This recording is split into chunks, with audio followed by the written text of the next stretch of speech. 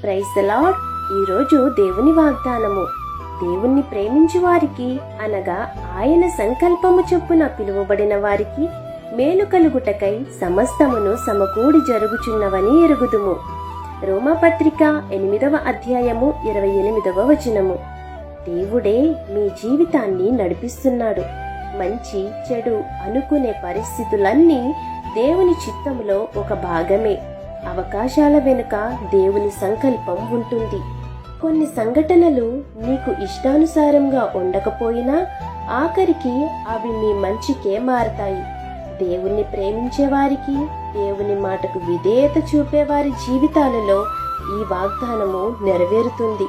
పరిస్థితి ఏదైనా ధైర్యంగా స్వీకరించండి. దేవునిపై నమ్మకముంచండి. ఆయన చిత్తం ఎప్పుడూ మంచిదే. మీ జీవితంలో ఏం జరుగుతున్నా దేవుడు అది మీ మంచికే మారుస్తారు.